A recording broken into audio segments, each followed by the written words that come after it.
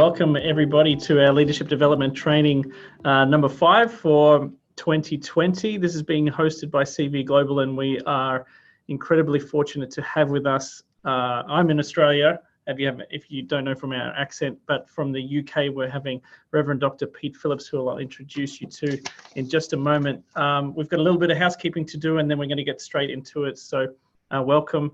A question was asked whether this will be recorded. We'll record this on your behalf and send this to you. So let's get straight to it. I will just share my PowerPoint with you to assist with just a couple of housekeeping things here. My name is David Tenson. Today we have Reverend Dr. Pete Phillips with us, and we're going to talk about understanding digital theology. Pete Phillips is the director of Codec Research Center in Durham University with a PhD in John's Gospel and many years' experience of teaching and researching the New Testament. Pete now explores the interface between all things digital and theological. Key areas of interest include Bible in the digital age, human adaptation, transhumanism, Imago Dei research, a whole stack more, including artificial intelligence and digital humanities. We have put Pete's profile on the events page. You can, if you just even Google Dr. Reverend Peter Phillips or Peter Phillips with 2 L's in Google, you'll find a whole stack of his journal articles as well, and things that he's written within the academic literature. So Pete loves playing with tech, hacking new data, developing new opportunities for research. A lot of Pete's work takes him outside of Durham, working with the Church of England's digital team, exploring new funding opportunities and speaking at major international conferences. And he gets to do that from his home. He told me earlier that he was he's going to be speaking in Scotland after this later in his day. So welcome. It's good to have Reverend Dr. Pete Phillips with us. This is an idea of what we will go over today. After this introduction, we'll have some teaching. We'll have a breakout session. We'll have more teaching, another breakout session, a little bit of teaching, and then Q&A. So we have some staff here, and you may be included in this, that after about an hour, you may have to go. We do understand that. Again, would love to introduce Reverend Dr. Pete Phillips to you. I'm going to say a word of prayer and we'll get him straight on. Father, thank you for this time together. We thank you for just the miracle of technology in this day and age, that we can meet and be blessed and discuss and converse and learn from one another in such a significant way. Lord, let us be good stewards of the time that we have together, and especially these amazing tools and day that we live in. God, may we be ambassadors for you. Let us have hearts that are open, ears to hear and eyes to see what your Spirit is doing in our midst today. Amen. Well, let's get Dr. Phillips on with us, and over to you. Thank you. Hello, everybody. Greetings from the UK. A very cold UK at the moment. Although it's flaming June, it's absolutely freezing cold here. And 6 o'clock in the morning. So it's a great time to do some teaching. Thank you very much for coming along to share with us. We're going to be talking about digital theology, so let's crack on, and I'll share the screen that I've got for you, and some slides.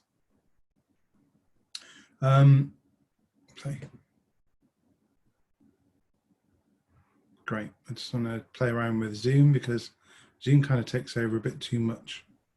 So, doesn't want to. That's okay. Forget it.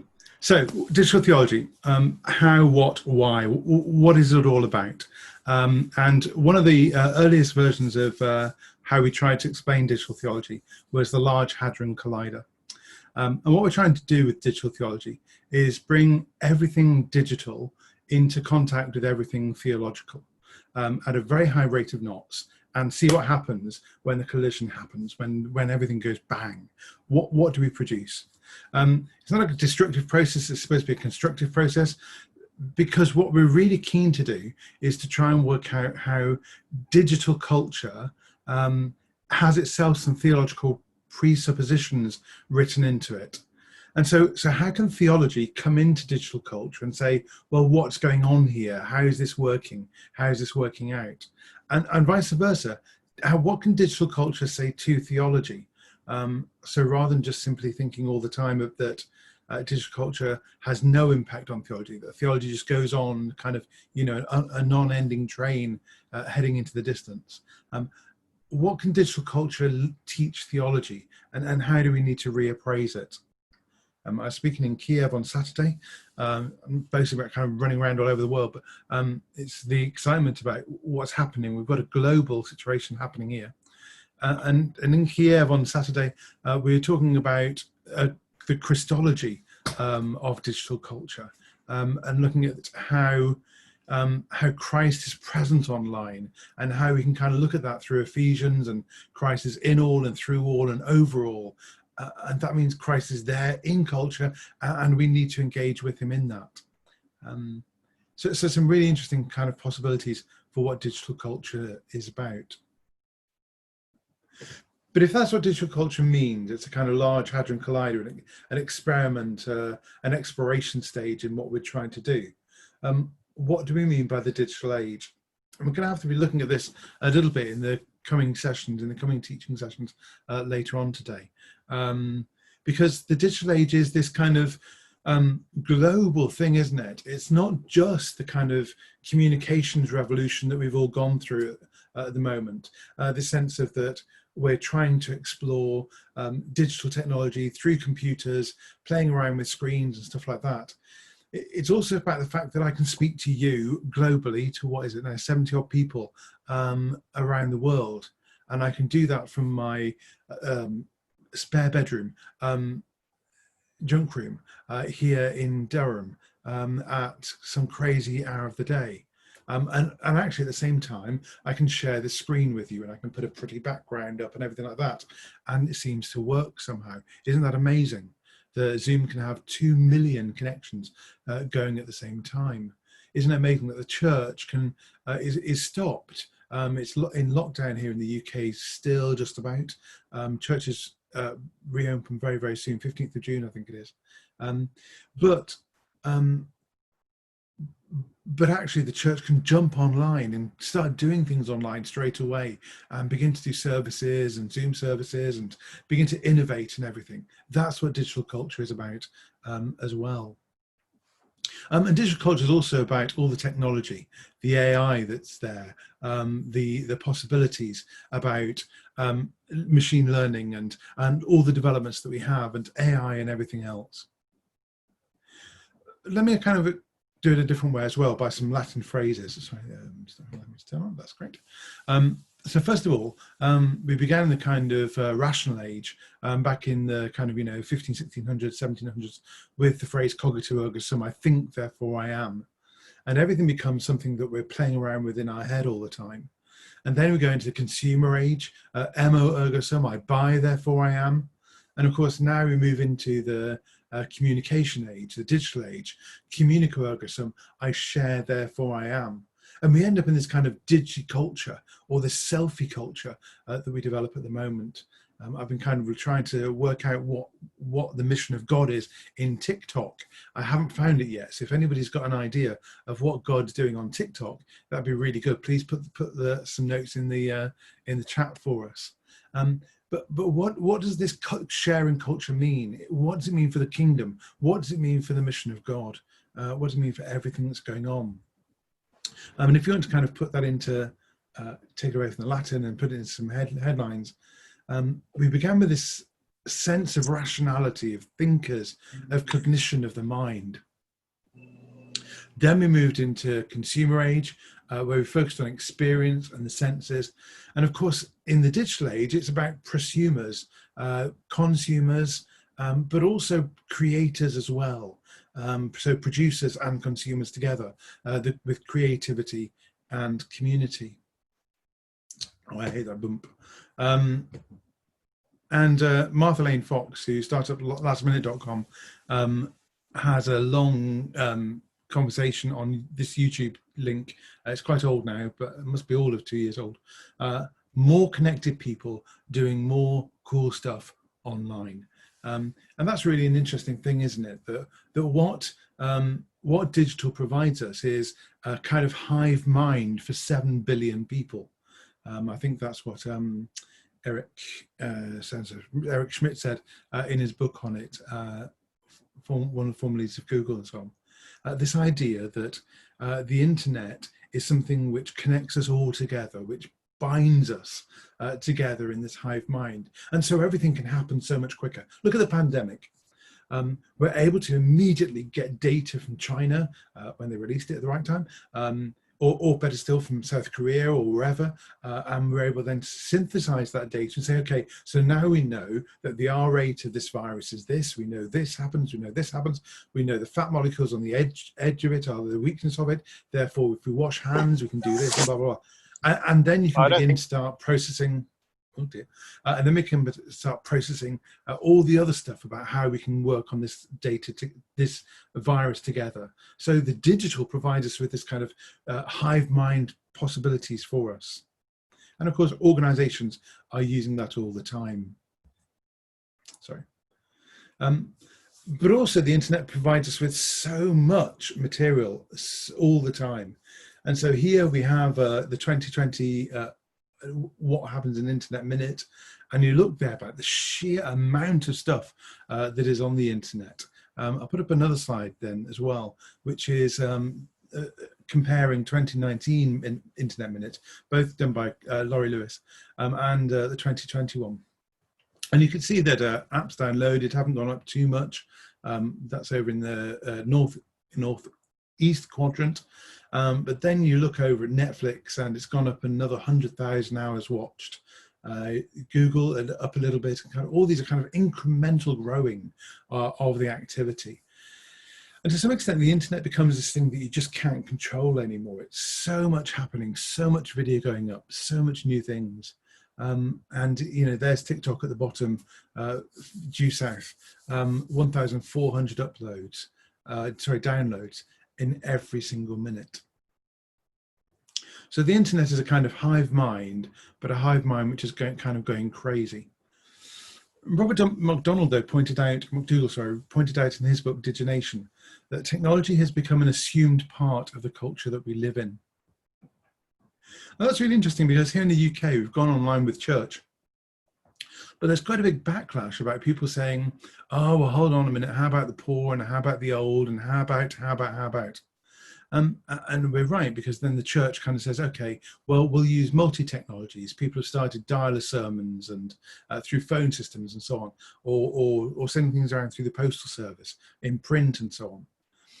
But then other people have come out and said, well, actually, the poor are really well equipped with their digital technology because they've all got mobile phones and so on. And also, you know, 90% of elderly people have access to tablets because that's how they connect with their grandchildren and so on. And a whole raft of charities have now come forward and said, you know, we're going to provide laptops for people in care homes and stuff like that, or not laptops, but tablets and so on. So digital becomes a kind of necessary item for our contemporary culture. And you can see that at the bottom, you know, where Wi-Fi or battery becomes part of Maslow's hierarchy. Yeah, it's no longer about physical needs or safety needs or belonging or anything like that. We now need to make sure we've got enough battery life, and we need to know that we've got enough Wi-Fi. And that's very interesting, kind of the shift that we've taken in our digital culture. Young people nowadays saying, you know, they prefer to lose an arm or a limb rather than their phone. And that's quite interesting, that kind of connection into what digital is all about. Digital has its problems as well, though, doesn't it? Picture here from Transcendence, where, you know, this guy uploads himself into the brain, into the computer, and everything goes a bit wrong. And this horrible slide of digital suicide, this sense of people getting immersed into the culture and simply losing themselves in it, finding that there's just too much going on. there is both a good side and a bad side about digital. And of course, we, as those of us who are involved in Christian work and what have you, are seeking to say, well, how do we ameliorate the bad things about digital? How do we use digital for good? How do we use digital technology and digital culture in a positive way that seeks to enhance the kingdom? Digital silence as well, those who don't have access, but also, 30% is assumed of younger people in the UK have withdrawn from digital. They're going offline. And how's that going to work out into the future? Biohacking becomes more and more a possibility. And what's the theology of biohacking? What's the theology of putting cameras in your eyes, or choosing to replace a limb with a bionic hand or something in some way? The theology of Neil Harbison's sensor and what have you, and he has a problem with seeing things in colour.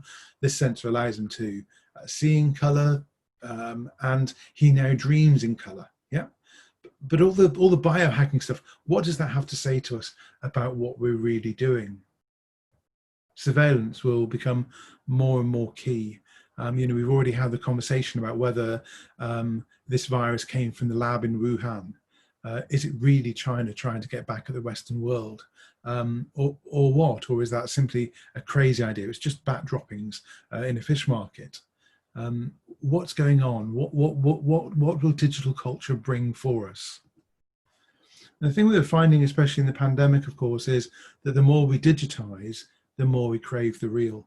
This is an old slide from when one of our provost chancellors here at the university talked about digital. But how clearly this has become real in the pandemic, as people have been locked down here in the UK for the last 3 months. I've been working in this room since the middle of March. Not all the time, not 24/7, but I'm allowed out for exercise once a day, or we can go to the supermarket, but that's about it. And yet, so that therefore everything comes through this screen, this connection. And what does that do for us as human beings and who we are? And in the same place, final slide, time and place, a holy place, keep me in an altar state. We won't back down till we're all victorious. It's a rap song that's written about this film, Ready Player One. If you haven't seen it, go online and have a look at it. But the sense that for many people, the digital is becoming a holy place of its own right, a thin place where they can find God. And that's really interesting for us, because as the church goes online, as we see more and more people come to faith and coming to visit church and so on online, as we see Alpha trebling in numbers online during the pandemic and so on, we find that digital is actually the focus of the mission of God. That just as we've gone online, God's jumped online as well and is active and available there for us. So digital theology is, everyone keeps telling me, as kind of, the person kind of has the site digital theology and everything, has kind of pioneered it. This is your moment. And that's really interesting, because this is our moment.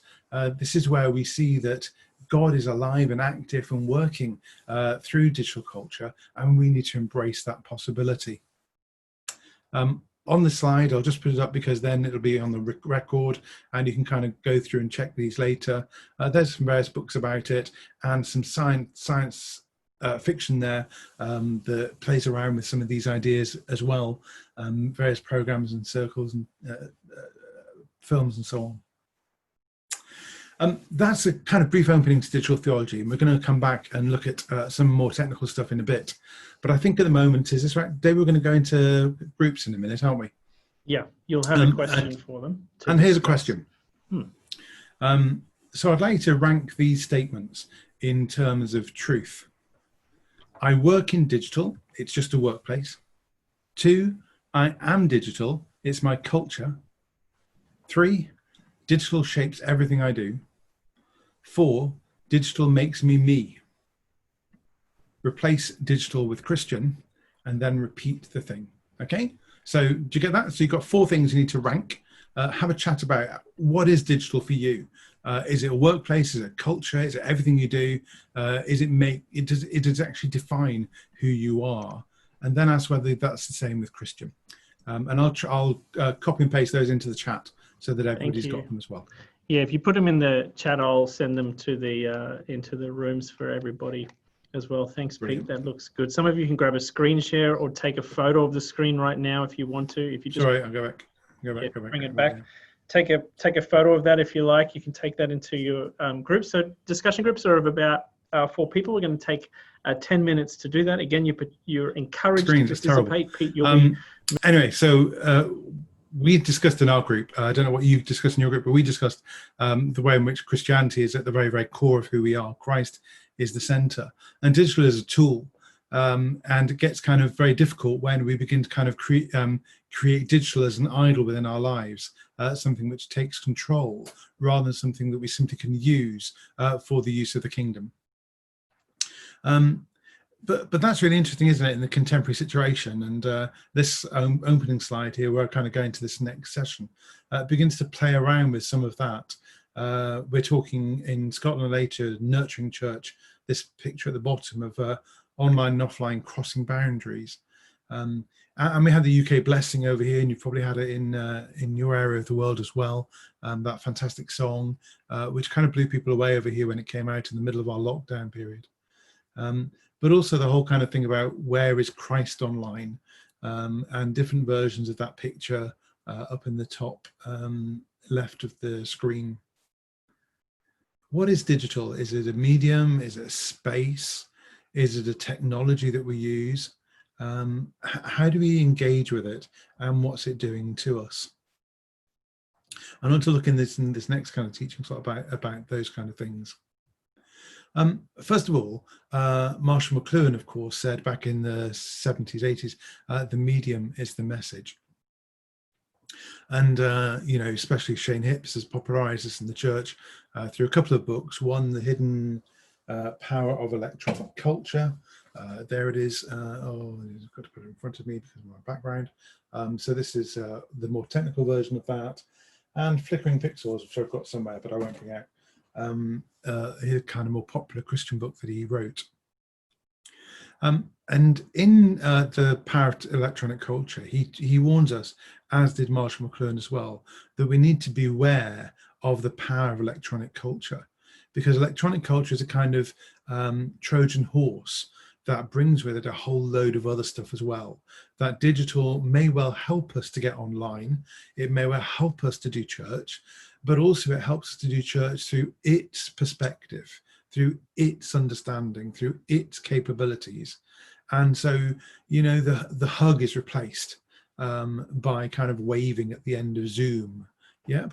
And that's just not a proper replacement, This isn't Christian fellowship, The Eucharist, or the sharing the Lord's Supper, is banned in many of the mainline churches here in the UK, in Anglican, Catholic, and the Methodist, the 3 largest churches. You can't do it online, and therefore we end up with a church which is desacramentalized, a church which is just about Zoom meetings. And it's great. I can go to my prayer group at the moment. I can, we're learning how to pray more, deeper, going into all of that. We can go to services and so on, but we can't share bread and wine because the church's anxiety about this medium and about whether I'm really present to you. That's interesting, isn't it? Indeed, I'm talking to a screen at the moment, which has just got a slide on it, or the next slide and so on, a kind of teaching screen. But you're all over here on this screen. I keep wanting to kind of turn over here, but of course that looks strange to you because the camera's up here. So by looking over here, I'm actually communicating with you, but you're over here. This is part of the problem of what's happening here. The medium drives us into a certain thing, but my humanity makes me want to teach to you who are human beings who are over here. And so there's a fight all the time between this technology, the green light that wants me to look up there, but the people over here who I'm drawn to because I'm a fellow human being. So beware the power of electronic culture, because it shapes us through and through. technology, as a little argued, and there's only one view of it, technology determines what we do, who we are, where we're going. And it can determine our evangelism as well, because we say, well, this is what this platform can do, therefore this is what we will do. We'll use the platform in order to do that, and so on. And so we can get immersed into celebrity culture and TikTok culture and so on. There is some great stuff going on TikTok with the church at the moment, TikTok Church and so on. And I know people are buzzing me in, various other forms in Twitter and everything, saying, you must really look at this, you must really look at that, this is really innovative, do you include this in your teaching, and blah, blah, blah. I've mentioned it a couple of times, it's great. But also, there are other views of technology as well, not just Elul's idea of technological determinism, but also the fact that we shape technology by our use, neglect, or adaptation of it. Now, you can choose to do Zoom Church the way that you do it. But let's look at Zoom Church, because two things happen in the UK. First of all, everyone began to kind of film the worship group in church for church, yeah, because we were allowed in the buildings. And so you just had a kind of a YouTube version of that service, yeah? And it was just the church service beamed into people's houses. So the congregation sat at home, whereas the worship group and the preacher and everything were in their church. And then the next week, the government said, no, closed churches, don't go in there, please. And so everything then had to pre-recorded and people put it up on YouTube. And then people started developing Zoom Church. And Zoom Church meant that you could actually see different people on your screen. You had a connection with people all of a sudden. You could see what people were doing. You could see into people's homes in the domestic environment. And the domestic environment becomes more and more important for church.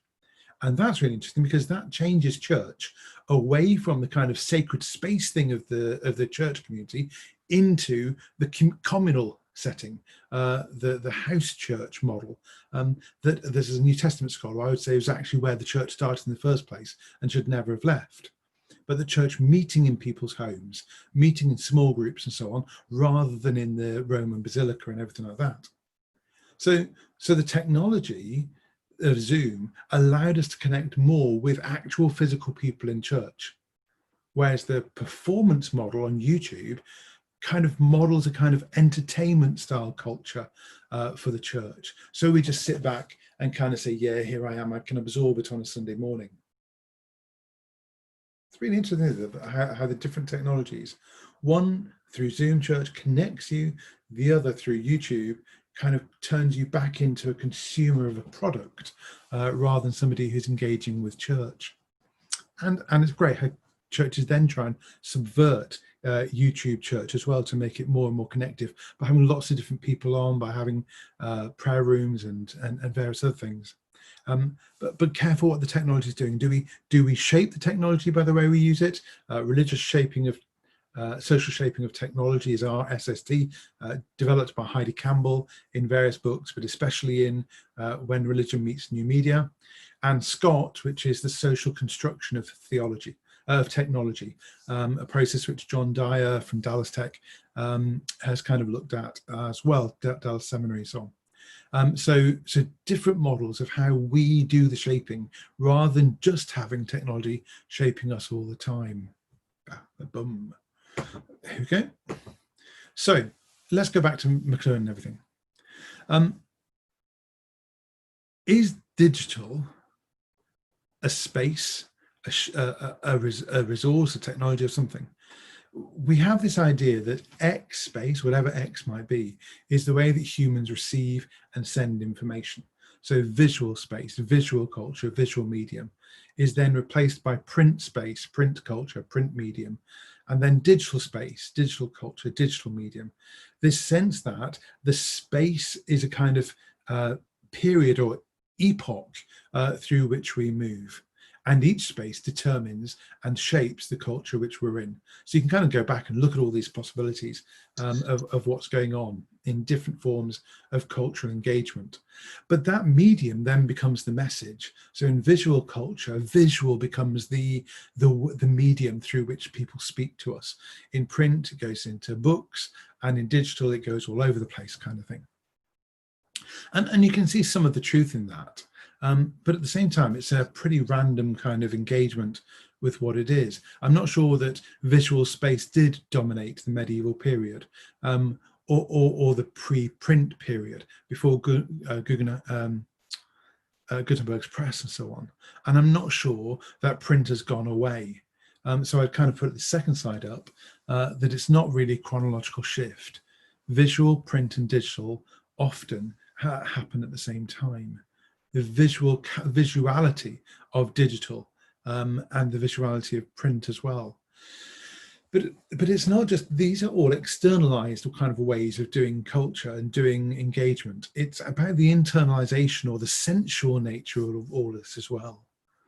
Visual is about our sight, the way that we engage with our senses and see things. So the kind of, with my biblical stuff, the way biblical literacy was mediated through pictures on walls in churches, through the visuality of the text and so on, through peering over the text, it says in James, stooping over the text and reading this text, not just a kind of cognitive thing, but actually an absorption of the text through our senses.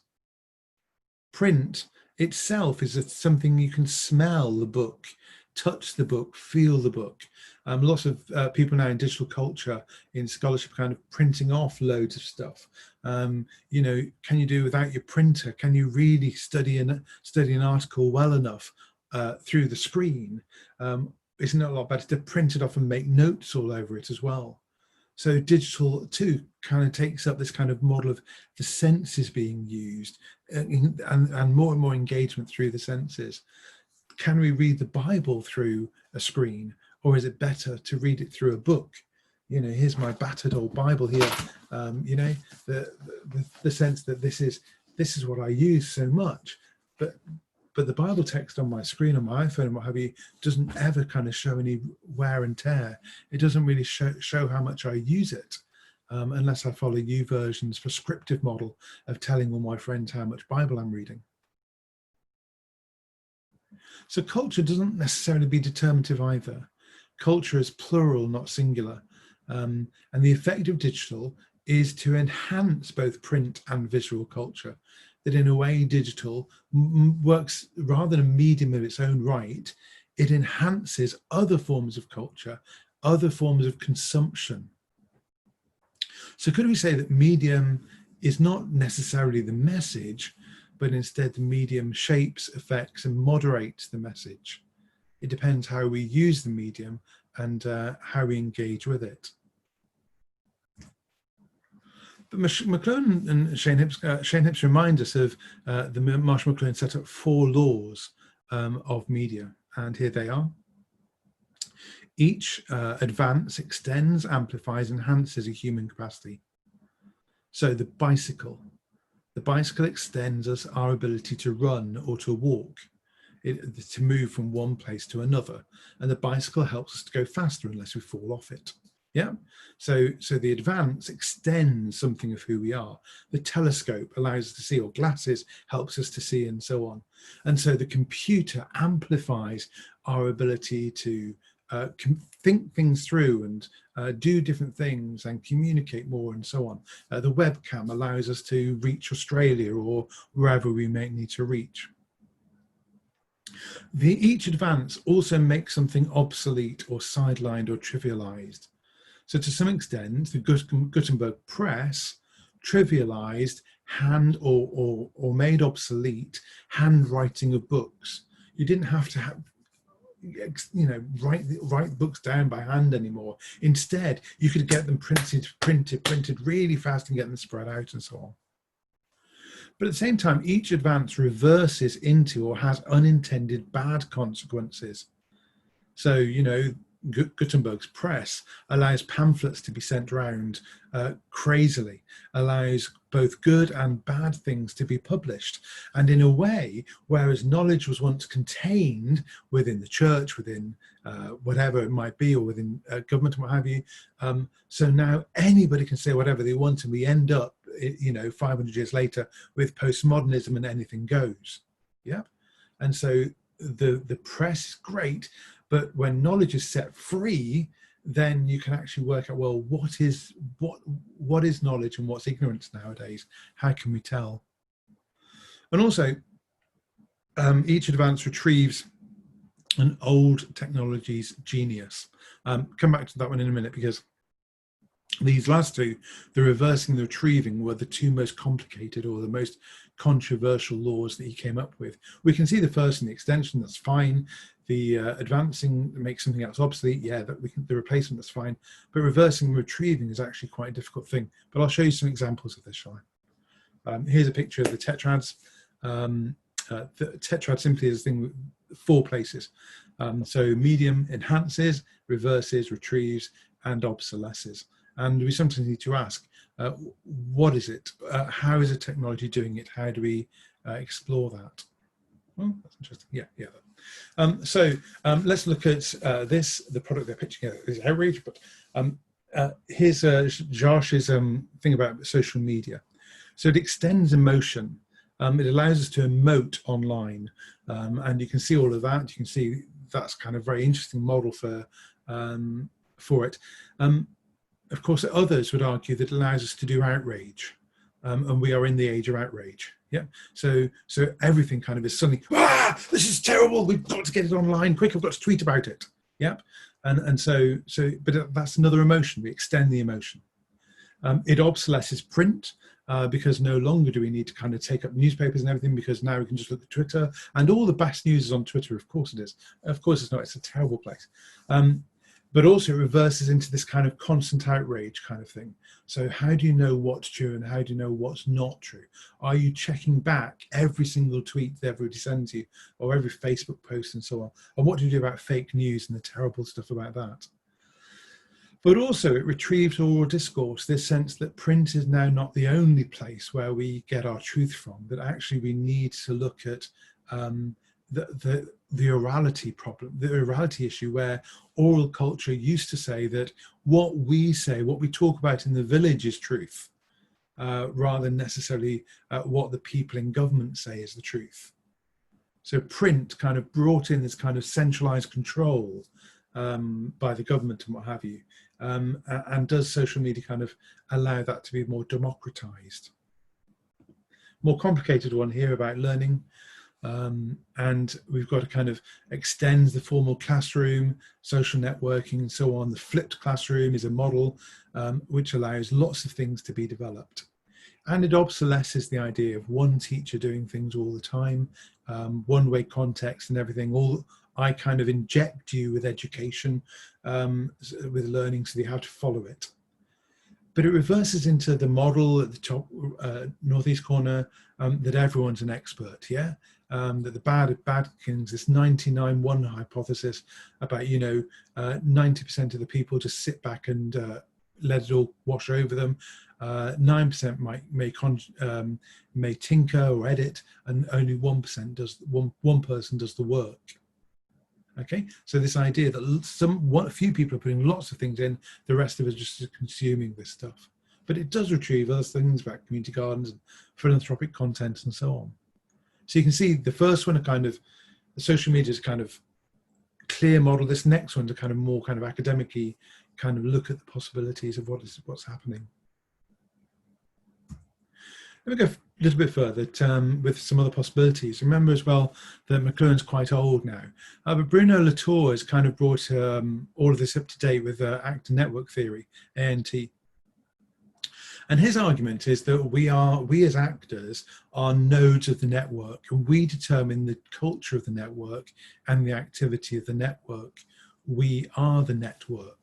And that's really interesting, because that means that we have power over what's happening. We don't have to accept what this technology is telling us. We can decide what we want to do, how we want to pass on information, and how we want to act within the network.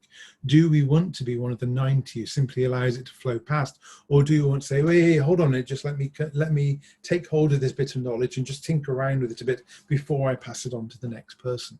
And that kind of tinkering allows us to shape, to construct technology ourselves. We make, through Scott, we make what we want to make.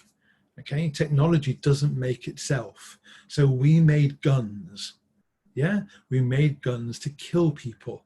Yeah, guns didn't simply just come on the market just like that. Guns were made because we wanted to make them.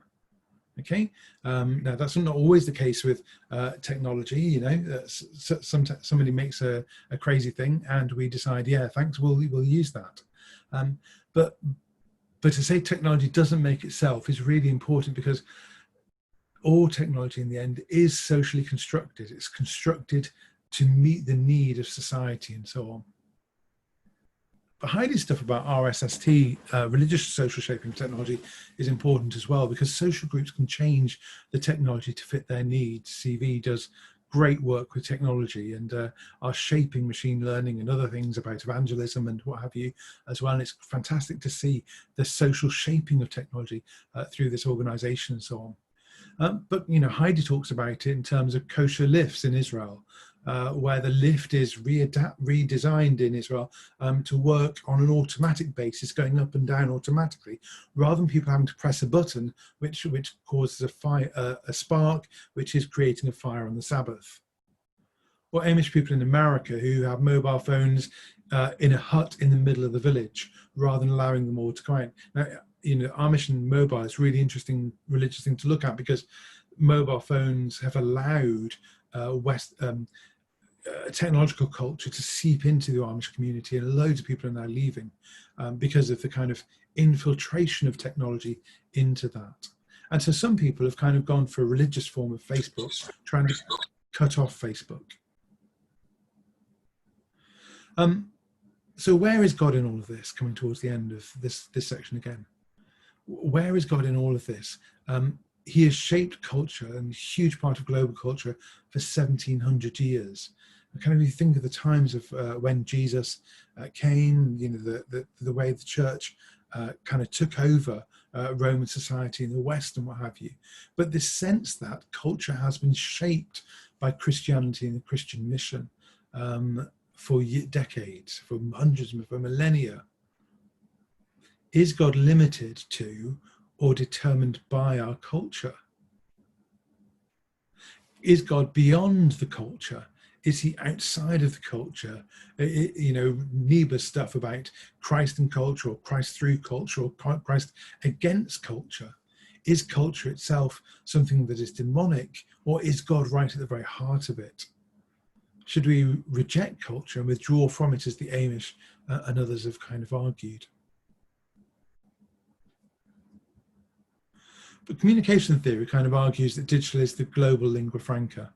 It's actually the thing that we're all talking about at the moment. Digital is the common language and the common culture that we have. Digital is the mode for sharing communication of all different types. And then we can begin to use that as Christians through digital evangelism, through AI, enhanced comms, through networking and so on, that God has given us the ability to create digital, so we should get on with using it. We can use it for the kingdom. So how are you using it? Are you allowing digital to dominate your thinking and kind of mold who you are? We've talked before about Christianity as being the molding factor. Or are we using digital for the best of its ability, allowing our Christian faith to mold it and shape it and develop it? As, you know, YouVersion have done with the Bible, Bible Gateway, or Logos, and all these different firms who've taken this biblical text and are now seeking to get it out there into the world.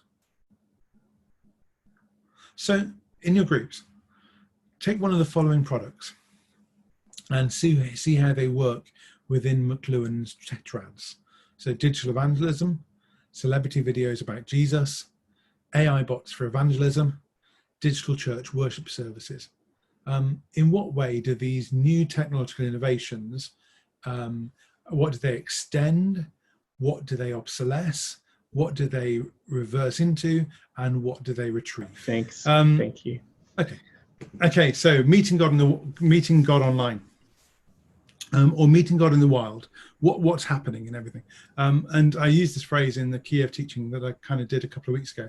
And the guy in Ukraine said, "I don't even know how to translate God in the wild."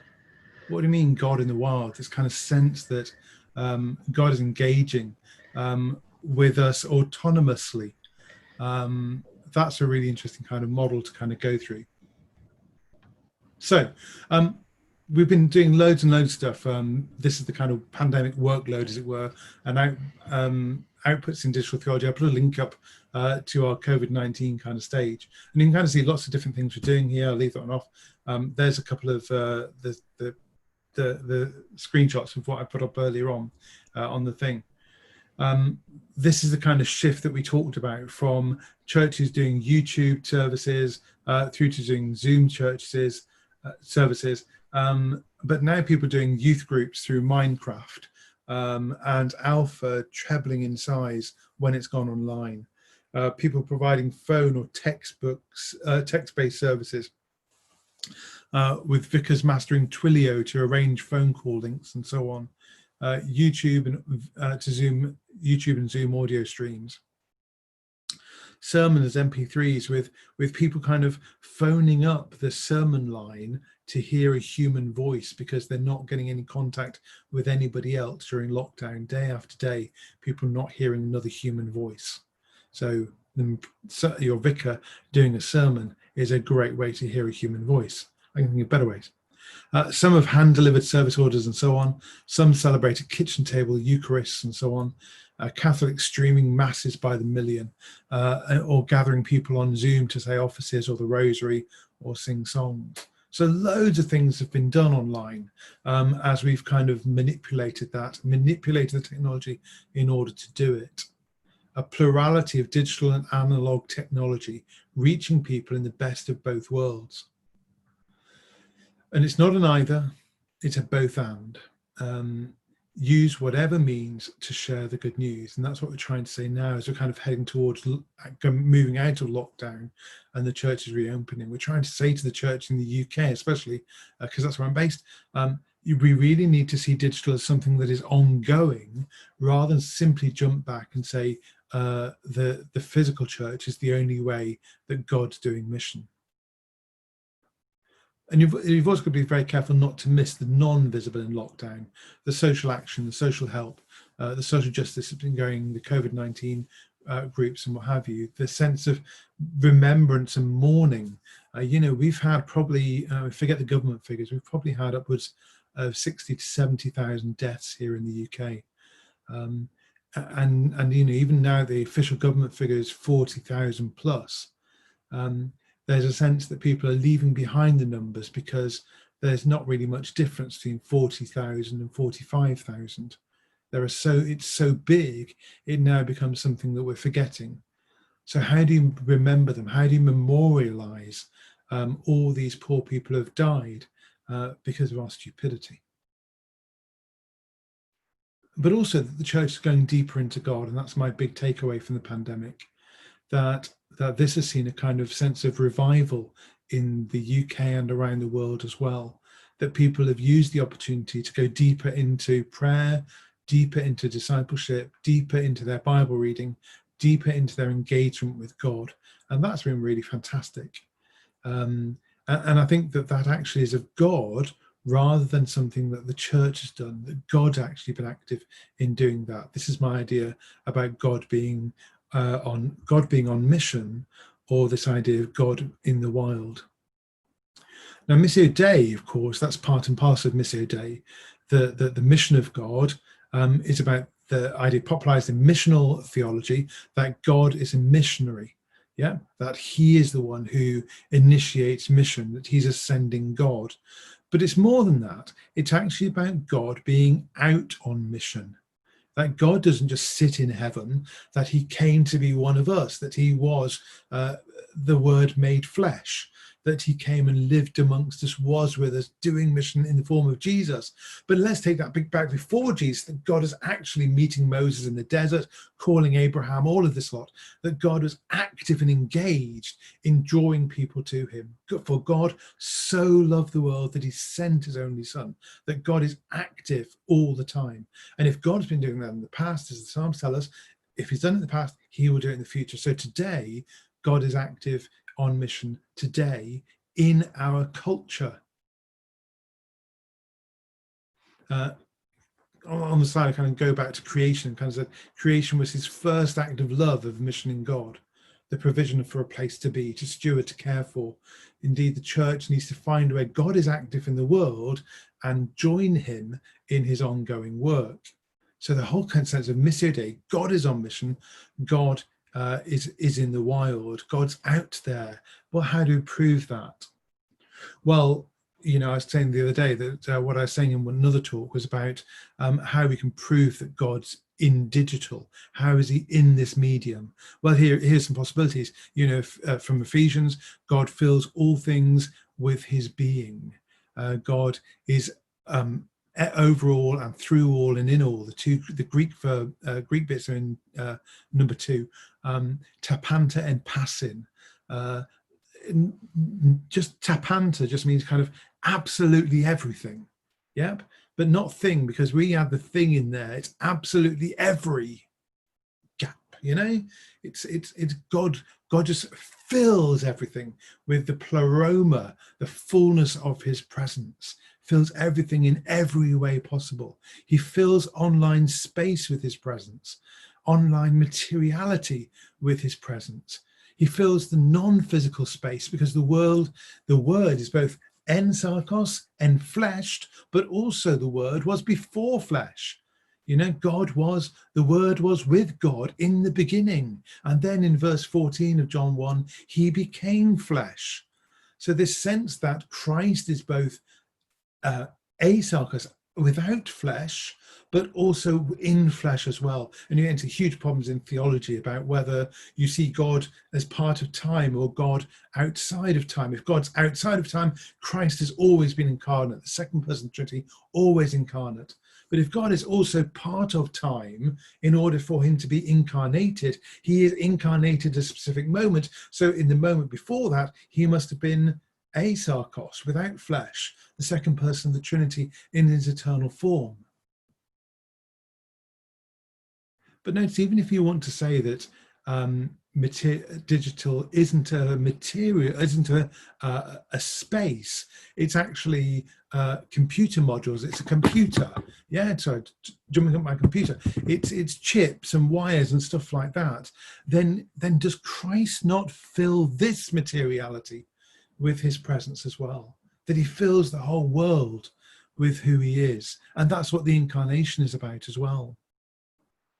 Neither space nor materiality is privileged, but both provide an opportunity for God's activity.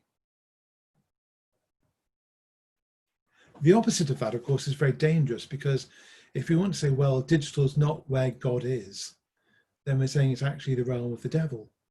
We're saying that it's actually a non-God space. And is that a valid thing to be doing? Do we not want to say that God fills all things in all ways, that he's over all, through all, and in all? And indeed, you know, kind of make a bit at the bottom here, we've got to be very careful about using this phrase about us being incarnate. The thing that makes Jesus incarnate is that he wasn't carnate before, but he was before. None of us were before. Yeah, God knew us. God knew us before the dawn of creation. Yeah, he calls us and elects us and however your theology wants to take it. But we become when we are born. Christ was before and was incarnated, was made flesh as a human being, and continued afterwards as well. We're limited physical beings, born again spiritually, raised into spiritual bodies. Now that's theology, that's digital theology, you see. That's kind of taking the theology and then applying it back to digital and saying, here we have a doctrine of incarnation, a doctrine of incarnation, and how do we apply that to what we're talking about in digital? Press one button. It's making funny noises. So God's on mission. So then I began to do some Google Trends, and in the next workshop we're doing kind of thing sometime, if I'm asked back, I want to look at this in some much more practical detail. I did some Google Trends in the UK for a blog post, and began to look at what was happening about Google Trends over 2020. And you can see here, online church is the top one in the yellow, online mass is the red one, and online service is the blue one. And you can see, that's very interesting that in in Britain, the lockdown started at the beginning of March or middle of March, and you can see that as soon as the lockdown started, massive rise in online churches and similarly in online mass and online service as well. And that's very, very interesting. But let's just be careful about these things, because there's a lot bigger trend going on that this chart doesn't give us. And that's what's happening with prayer, Jesus and God. And look, I've given you a control use at the bottom of online mass, and you can see it's a little ripple at the bottom. The really big changes are happening in Jesus, and you'll notice that the peak is at Easter. So every year Jesus gets this peak. Lots of people talk about Jesus at Easter, as they would. Prayer has a rise and then a blip after Easter. Sorry, rise up again for Thy Kingdom Come and other models and everything, as we head towards Pentecost and everything. But look at the top line. The top line is really, really interesting. That God, who always gets a high ranking on Google searching, look, it's normally at 75%, goes up to 100% during the later lockdown after Easter and so on. Lots and lots of people talking about God, lots of people exploring what God's up to and so on. The thing that worries me, the thing that excites me about this is that these are things that are not about the control of the church. These are Google trends that mass people are engaging with, the mass of people are engaging with. And that bit about God, so many people asking questions about God. And when I shared this with another group that I was talking about, they said, well, how are we controlling that? How are we finding out what these people are saying? Who's harvesting? Who's answering these questions? What's the church doing about what's happening? I don't want to go through, I've done some stuff on Bible search trends as well, because I've written books on the Bible search trends, and they're more therapeutic nowadays than they ever have been, and we're losing doctrine and we're losing God. Okay, but these are the latest Bible search trends over here on the slide and what have you.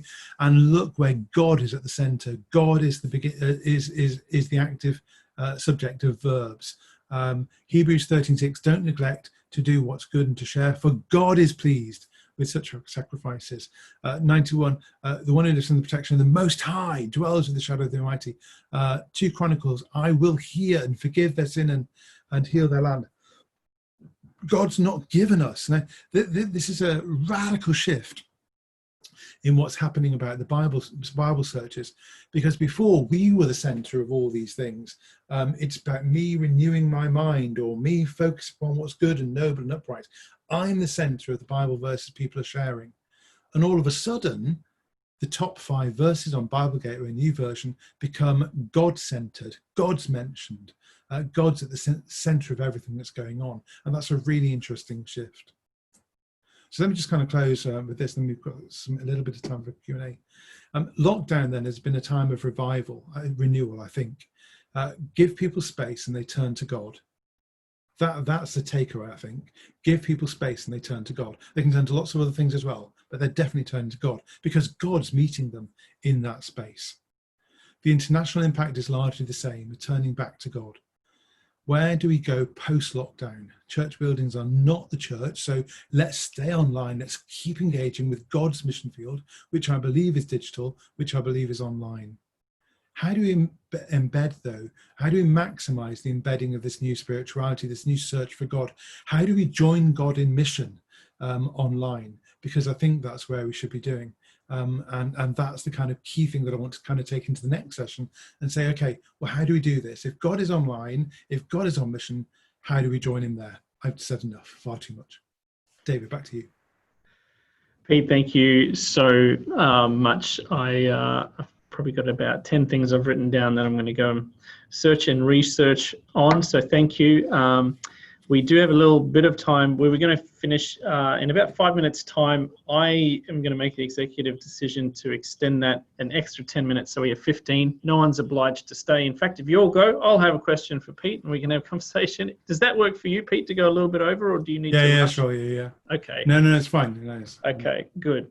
So Q&A is now, which means if you have any questions for Pete, you can put them in the chat, you can put them in Slack, or you can do it directly. Some people aren't sure whether it's a valid question or not, and you'll be able to do that directly to me. So please put those questions in there. While you are doing that, I will kick it off as per usual with a question. One of the things you mentioned there, Pete, was the notion, of course, that churches in the early church began in homes, and the consumer mass kind of, Roman basilica kind of model versus small and intimate home models. And then that kind of moving to a digital space. Let's say for the next 12 months, people are having small, regular catch-ups. They're in their homes, but they're only in their own homes and not actually traveling to other homes. Pros and cons with that. And do you think some intimacy is impinged and some things are enhanced? What are your thoughts? Yeah, so I think, thanks so much for that question. I think the Domus Ecclesiae, the kind of sense that the home is the early church, or the early church met in people's homes, is, archaeologically, you can't go against that. The earliest church we have is church in Syria in about 270 during Europus. What do we do today, though? Because the early church seems to have different levels of engagement, and so they met in people's homes, but also they met at the Hall of Tyrannos, a kind of central place where Paul taught them and so on in Ephesus, and then also they met for kind of celebration meetings. So you had kind of different tiers of meetings and so on. So this sense of a mixture of domestic environment, big public environments, and big celebrations, and we may want to kind of go back to that model. The problem, of course, with doing it online, as we're forced to do at the moment, is that it's not intimate. We don't kind of see what we're doing all the time. Church is limited to, half an hour, 40 minutes, because that's about as long as you can kind of cope with a screen model, and your eyes start burning and stuff like that if you do it too often. But it's still not the same intimacy of what you get in church, of sitting down with somebody or asking to go and chat with people over coffee. And that level of intimacy, I think we need to kind of grab back quite quickly, because the best thing about going in a house model is that you meet in somebody's home and it's a domestic environment where you can chat. Church does that and brings soft furnishings into church now rather than pews and stuff like that, makes it more like a home. But this digital does separate at the same time. And so I think we've got to be very, very careful that we don't make church a distributed church across the ether, rather than a gathered church in a place. Great. Waiting for other questions to go in. If they don't go in, we will finish it on time, but I want to give extra time if people are still typing something in to hurry up, or if there's anybody from CV that wants to give me a wave, I can unmute you, but you will have to be on video. One of the things that a book I read a few years ago was by Phyllis Tickle, who's a lecturer and author and historian, and I think it was called The Great Emergence. I don't know if you're familiar with it, Pete, and she talked about the 500-year revolutions of the church, and things that sparked that. We know we're about 500 years from the last revolution, and she talked about how technology preceded most of those revolutions, and it was, as you mentioned before, that the printing press played a large role in Luther and Calvin's Reformation. She posits that the automobile changed the face of the church in the last century because, well, I don't have to go to the one within walking distance. I can drive to the one that my parents are not at, or my friends are at, or whatever the case is. I wonder what kind of role you think technology and the whole digital space plays in what might be a forthcoming shift in how church is done. That's a very good point. I'm not a huge fan of the 500-year cycle, because I think it's very selective in what we use as technology and what we select, and so you can kind of often kind of fit the pattern to do it. But yeah, the idea that so I mean, the way that the church has always been really, really good at picking up technology and making the most of it. And so the book itself became something that the church created. Whereas we moved from scrolls and so on, which most texts were kept on, into this kind of collected book form, which was a low form of technology, a kind of school book kind of thing. And yet we put the sacred text into this form so preachers could put it in their pocket and go off preaching and stuff like that, so that people could use it because it could easily be copied and so on. So the church has often been at the heart of technology, and it's whether Gutenberg developed the technology and then the church jumped on it, or did the church actually sponsor that change in technology? Is the church before technological shift often? Where are we going with this one? I think digital is really, really interesting because it's actually a multiplicity of technologies all at the same time. Computing, visual, technological, cultural shift as well that's happening. I think it is like the Industrial Revolution. It is like the Reformation. And I think that's the bigger picture, whether we will see a Reformation in the church that's going on this time, whether we'll see the post-denominationalism coming in, whether we see a more global interpretation of church, so that actually we begin to see some of the breaking down of nation states through digital, the sense of there being a Christian nation that we develop across the world. We're a long, long way from that yet. But also, it might bring Christianity into sci-fi as well. Because if you look at Star Trek and what have you, there's very little of Christianity surviving, in those kind of visions of the future. We need a vision of the future which Christianity actually has a part to play. And as yet, we're not projecting ourselves into the creative mind of the future, and we need to. Great. All right, we'll take this as the last questions, and then we'll close up. Good one from Elizabeth Sharp. Have you considered how virtual reality tech may be incorporated into the church and potential harms and benefits of VR? Yeah, so I mean, there is VR Church, isn't there? DJ Soto in San Diego has got a virtual church there, in which you appear as an avatar. And some of these avatars have now been baptized through baptism services and so on. And, DJ Soto kind of talks about the way in which this provides the anonymity of being in a VR situation, allows you to kind of be anonymous. You're not scared about what's going on. I think I can see that. And for some people, the church is a very scary place. A place where they're really not sure whether they can be safe, whether they will get treated properly and so on.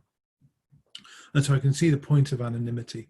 But I do worry as well about that sense of the church being a place where we come with all who we are and are accepted, but then changed and transformed by the love of God and the love of other people around us into being better people, different people, and so on. And so I think VR and the anonymity that goes with VR could be a difficult place to be. It does provide the potential of coming and being whoever you are, but do you lose something then about being the real person that you are as well? I don't know.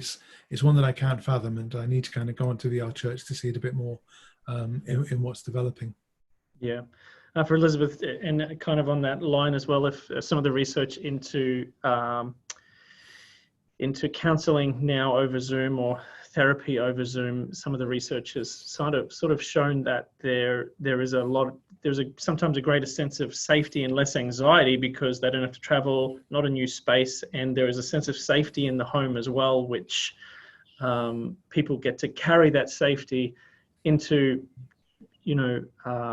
into a meeting as well. So there is I think there's probably pros and cons there, and it's quite dependent on person and personality and situation as well. But Pete, thank you so much for joining us, everybody. Thank you for sticking around the couple extra minutes, as Pete mentioned, and we will have you back, Pete. Thanks. But if you're still available, as we talked about, we're going to get you back on the 22nd, and the charts that Peter showed at the end, we're going to kind of extend that out. So the next workshop will be very practical and applicable as well. So please join us on the 22nd. We'll send you details on that, and you can extend the invitation to others to register for that as well. But if you registered for today, I'll get you the details for the next one as well, for those that are not here with us from outside of CV. So bless you all. Thank you so much for joining us. I'll send you the recording within a few days as fast as possible. Pete, thank you so much, and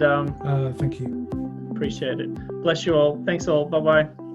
Okay, bye-bye, everyone. Take care.